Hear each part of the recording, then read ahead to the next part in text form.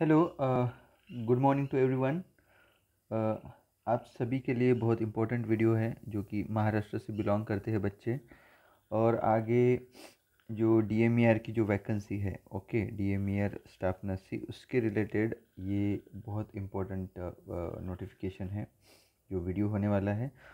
तो यहाँ पे आप देख सकते हो, एक 2 या 3 दिन पहले एक बड़ा सा पेपर कटिंग सर्कुलेट हुआ था कि उसमें लिखा था कि 6,830 जो पद है, यानी जो पोस्ट है, जो डीएमईआर में या जो वैद्यकीय महाविद्यालय जो बोलते हैं ना, जैसे मेडिकल कॉलेजेस है महाराष्ट्र के जो भी डीएमईआर के अंडर में आते हैं, वो सभी अभी जो आउटसोर्सिंग किया जाएगा, आउटसोर्सिंग यानी कॉन्ट्रैक्ट पे भरा जाएगा, ऐसा एक पेपर कटिंग सर्कुलेट हुई थी। ओके, तो इन्होंने यहाँ पे लिखा है बाह्य स्रोता मार्फत, ऐसे लिखा है, यानी आउटसोर्सिंग लेने का जो निर्णय है ये मंत्रिमंडल ने लिया है, ऐसा कुछ लिख के आया था। ओके, तो यहाँ पे गट क और गट ड यहाँ पे बोला है टोटल पूरा कॉन्ट्रैक्ट भर्ती होने वाला है, ऐसे यहाँ पे लिखा है। ओके, ठीक है। तो आप लोग यहाँ पे देख सकते हो कि टोटल 9 कंपनीज उन लोगों ने यहाँ पे ये की थी, यानी जो टेंडर भरने के लिए 9 कंपनीज ने ये किया था, अलाउ किया है। तो इससे रिलेटेड हम लोग क्या देखेंगे, अभी आपको एक जीआर दिखा दूंगा। ओके, जो गवर्नमेंट रिजोल्यूशन है वो, कि बहुत सारे जो बच्चे हैं जो स्टाफ नर्स के लिए जो अप्लाई करने वाले हैं, ओके, महाराष्ट्र डीएमईआर के अंडर में, तो उनको अभी डर लगा है कि भाई ये जो 6,830 जो पद है, इसमें अगर स्टाफ नर्स भी अगर कॉन्ट्रेक्चुअल भरेंगे तो हमारा क्या होगा, क्योंकि अभी तो 2023 की जो रिक्रूटमेंट है उसमें स्टाफ नर्सेस भरे, लेकिन आगे क्या होगा, क्योंकि आगे भी अभी लगभग 10 से 14 मेडिकल कॉलेज शुरू हुए हैं। वो सभी मेडिकल कॉलेजेस में क्या होता है कि स्टाफ नर्सेस की वैकेंसी अभी आगे भरी जाएंगी, तो उसकी एग्ज़ाम भी पाइपलाइन में है। तो बच्चों को डर लग रहा है कि अगर ये भी कॉन्ट्रैक्ट कर लेंगे तो परमानेंट स्टाफ भरे नहीं जाएंगे, तो हमारा क्या होगा। तो उसी से रिलेटेड मैं आपको एक बहुत इम्पोर्टेंट जो जीआर है गवर्नमेंट का, वो आपको दिखाना चाहता हूँ। तो प्लीज़ वीडियो के अंत तक बने रहना, छोड़ना नहीं, भागना नहीं। ओके, जो भी बता रहा हूँ वो अच्छे से समझ लो और पढ़ाई पे लग जाना है। ओके, ठीक है।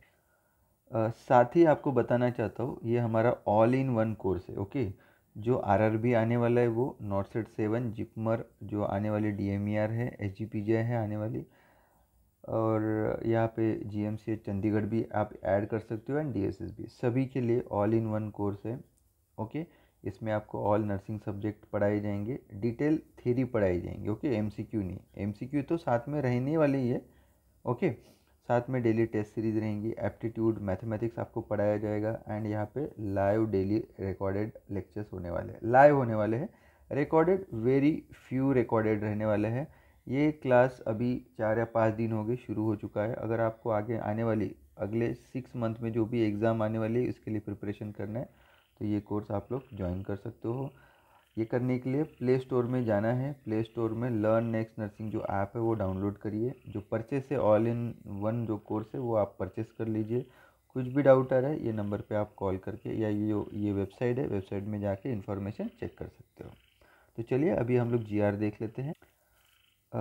तर बघू शकता, यामध्ये थोडं मराठीमध्ये बोलूया कारण हा मराठीचा जीआर असल्यामुळं। ओके, याच्यामध्ये शासकीय वैद्यकीय आयुर्वेदिक आणि होमिओपॅथी हे सगळे जे हॉस्पिटल्स आहे, जे की वैद्यकीय शिक्षण आणि औषधी द्रव्य विभाग याच्या अंडरमध्ये येतं। ओके, ते ह्या हॉस्पिटलमधले गट क आणि गट ड ची जी पदे आहे ते बाह्य स्रोतामार्फत म्हणजे आउटसोर्सिंग करण्यात येणार आहेत आणि कॉन्ट्रॅक्टवर हे भरण्यात येणार आहे। ओके, 12 जुलै 2024चा हे मंत्रिमंडळातून आलेला हा जी आर आहे। ओके, याच्यामध्ये काय म्हटलेलं आहे की सिम्पल याच्यामध्ये गोष्टी दिलेल्या आहे, जास्त किचकट करू नये आपण। 59 जो संस्था आहे, ओके, 59ने 59 ज्या संस्था आहेत त्याच्यामध्ये गट क आणि गट ड चे एकूण 6,830 पदं आहे। तर हे सगळे पदं आपल्याला बाह्य स्रोतामार्फत म्हणजे आउटसोर्सिंग किंवा कॉन्ट्रॅक्टवर भरून घेण्याच्या प्रस्तावाला शासकीय मान्यता देण्याबाबत विचाराधीन होती। आता मग त्यांनी काय केलेलं आहे की की 8,630 याच्यामधले किती कुशल आणि अकुशल आणि अर्धकुशल. बघा याच्यामध्ये काय म्हटलेलं आहे, कुशल, अकुशल आणि अर्धकुशल एकूण 6830 पदं हे बाह्य स्रोतामार्फत भरण्यासाठी निविदा प्रारूपात अटी आणि शर्ती निविदा प्रक्रिया राबवण्यास पुढील अटी व शर्तीच्या अधीन राहून प्रशासकीय मान्य देण्यात येत आहे. म्हणजे यस, या 6830 हे जे पदे आहेत काल्पनिक पदे हे भरण्यासाठी शासन मान्यता देण्यात येत आहे. काही अटी आणि शर्ती दिलेल्या आहे. ओके, त्यांनी म्हटलेलं आहे की 2022चा जो GR आहे त्यानुसारच तुम्हाला भरायचं आहे, त्याचंच पालन करायचं आहे. ओके, त्यांनी म्हटलेलं आहे की खर्चसुद्धा थोडासा कमी झाला पाहिजे असं लिहिलेलं आहे. ओके, आणि आता याच्यामध्ये आपल्याला कुठले पदं ॲड झालेले आहे ते बघूया आपण. ओके, आणि त्याच्यामध्ये स्टाफ नर्स हे पद आहे का ते पण तुम्हाला याच्यामध्ये दाखवतो. ओके, तर यामध्ये बघू शकता तुम्ही की जेवढे जे गव्हर्मेंट मेडिकल कॉलेजेस सुरू झालेले आहे. ओके, बघा चंद्रपूरला किती आहे, 36. गडचे सफाईगार, चंद्रपूरचं जे हे बघा हे मेडिकल कॉलेज आहे, हे मेडिकल कॉलेज आहे ना हॉस्पिटल, इथे 90 सफाईगार लागणार आहे. म्हणजे हे गट डचे पद आहे. ओके, गोंदियाला सुद्धा शिंपी, स्वयंपाकी, वाहन चालक. ओके, बारामतीला त्यांनी स्वच्छता निरीक्षक म्हणजे सॅनिटरी इन्स्पेक्टर आणि शस्त्रक्रिया सहाय्यक म्हणजे याचा मतलब होतो आहे की OT assistant. Okay, OT assistant म्हणतात त्याला. ओके, ह्यासुद्धा 15 जागा तुम्हाला दिसू शकतात. ओके ओके देन स्वयंपाकी, न्हावी. ओके, देन कनिष्ठ देन अलिबागसाठी गव्हर्मेंट मेडिकल कॉलेज अलिबागसाठी प्रयोगशाळा तंत्रज्ञ. ओके, सहाय्यक म्हणजे laboratory assistant, then laboratory technician. ह्या अशा जागा तुम्हाला इथे दिसू शकतात.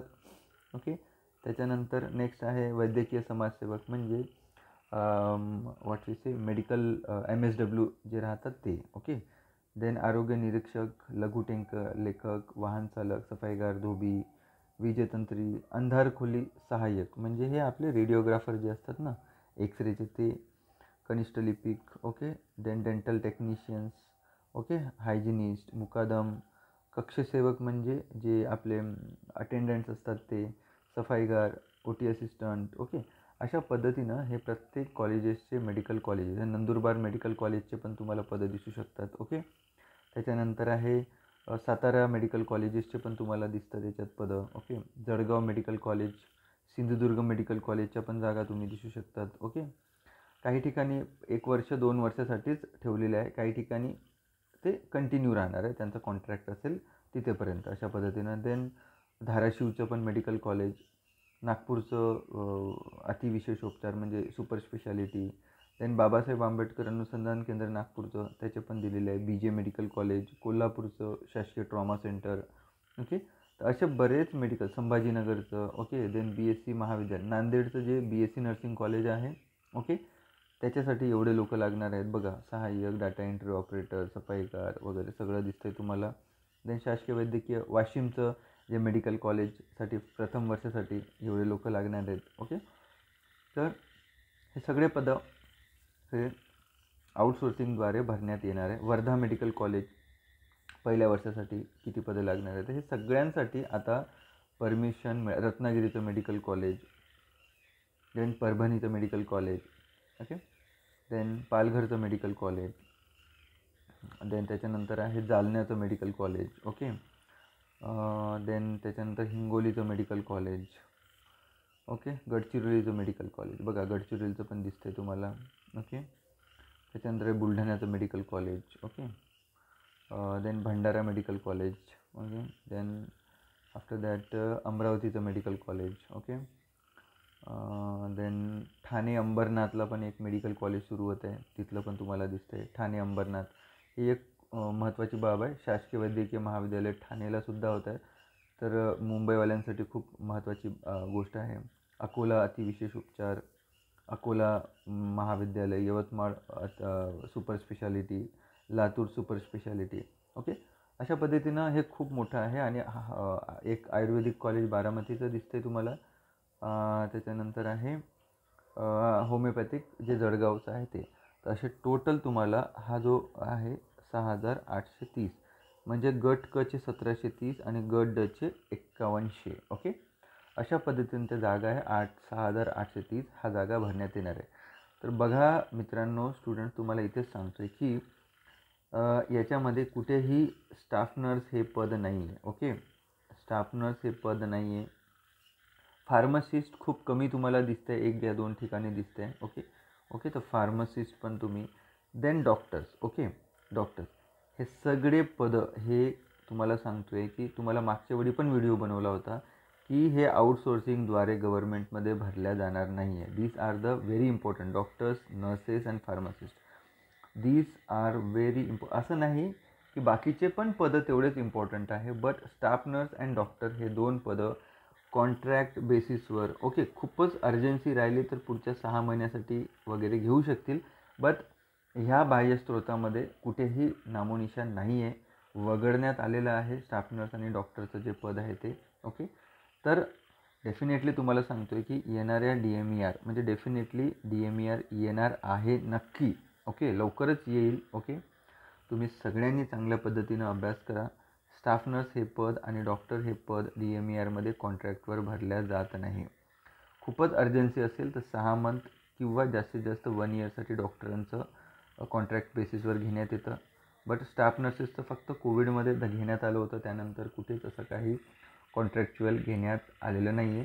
तर डेफिनेटली स्टाफ नर्स ज्या पण मुलं स्टाफ नर्ससाठी या पदासाठी तयारी करतात, अभ्यास करतात, ओके, तर मी त्यांना सांगतो आहे घाबरू नका.